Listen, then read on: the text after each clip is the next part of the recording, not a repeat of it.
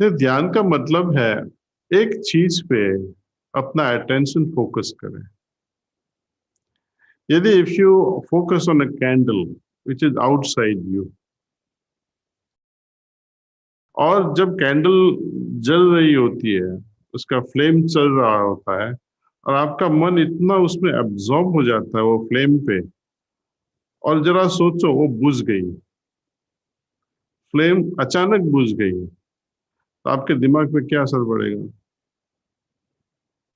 Mentally imagine करना, आपको झटका लगेगा।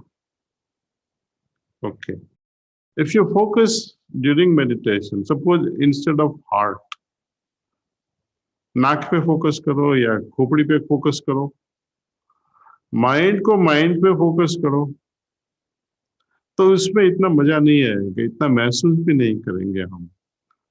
हो सकता है कि माइंड पे ही माइंड फोकस करेगा तो हेडेक भी हो सकता है। ओके, तो इसलिए दो we are making a thought or a संकल्प के कि मेरे हृदय में ईश्वरीय प्रकाश मौजूद है, ये भी विचार ही तो है।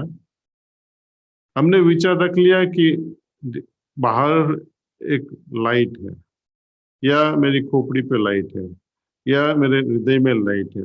इन तीनों जगह हम एक ही संकल्प करते हैं, लाइट उधर, लाइट इधर और लाइट अंदर।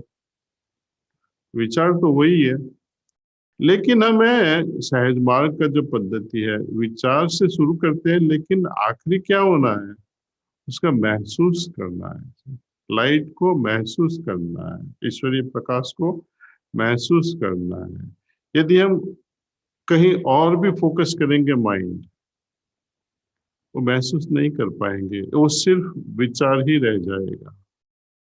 हृदय ही ऐसी चीज है जहां हम अपनी सोच से अनुभव की ओर जा सकते हैं, अनुमान के छोड़ के अनुभव की तरफ पहुंच जाते हैं, क्योंकि विचार भी तो एक तरह का अनुमान है। सो विचार विचार ही न रह जाए, अनुमान अनुमान ही न रह जाए, इसलिए हम हृदय पे ध्यान करते हैं।